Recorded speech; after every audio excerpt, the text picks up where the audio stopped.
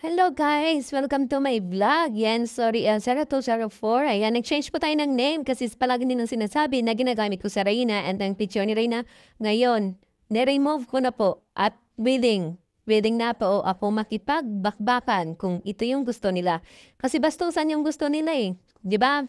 Ngayon nagagalit itong Cell TV na dadama ito yung anak niya. Samantalang last month lang araw at ilang weeks yun na dinadama yung parents ko. Yung pagkatao ko, binababoy na nila. So, ito yung way ko para mapastop sila. Kino-call out ko yung mga anak nila. So, ano masama po dyan? Samantalang, nakaraang buwan pa nila, binababoy yung parents ko na pinagbintangan ako.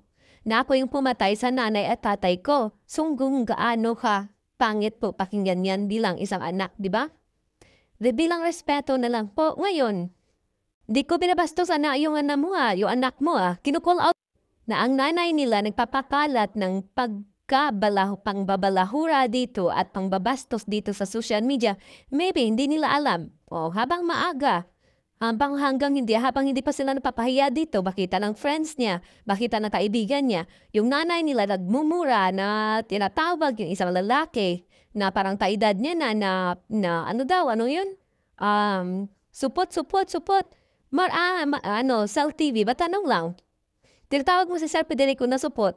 Yung asawa mo ba't tuli po ba yung asawa mo? Matanong lang po. Nagtatanong lang po ako kasi may alam ako dyan eh.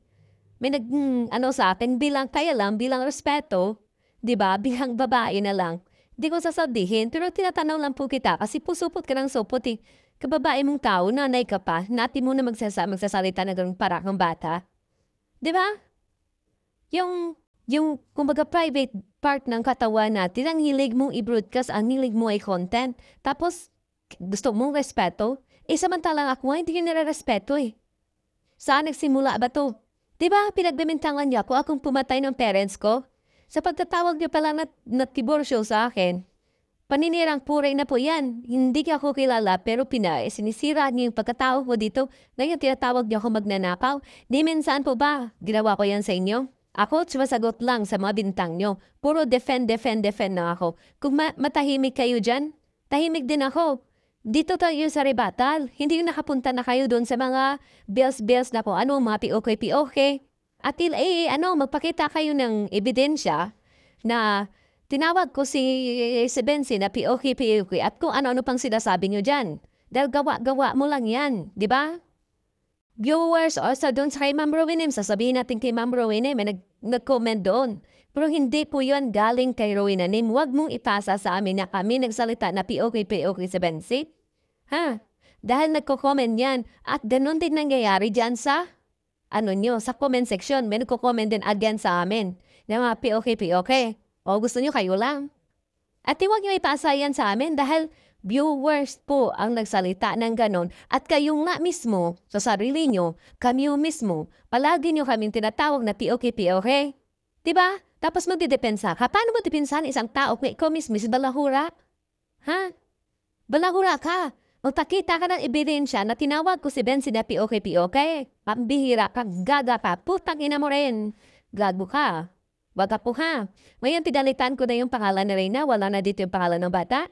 Wala na rin pangalan yung picture niya. Sige, magkagulo tayo ngayon. Kinante mo yung parents ko eh. Wala akong pakialam. Didamay mo pamilya ko. Bahala ka. Wala akong pakialam. Nanahan mo ako. Hindi sabi ko sa'yo eh. Huwag mo ubusin yung pasensya ko. Kahit natanda ka sa akin. Kung wala kang respeto, papatulan talaga kita. Gago ka. Wala kang hiyang. Klase ina. O dapat, parespeto ka. O, dinamay mo yung nanay ko na mahinga. Sana, hindi dumating sa panahon na si Angela mismo na anak mo yung magkukot kaya sa'yo na kahit ikaw na sa ka na sa ilalim ng lupa. Sana hindi darating yung panahon na mamatay ka, na balahurain ka ng sarili mong anak ha. Gago ka, wala kang respeto.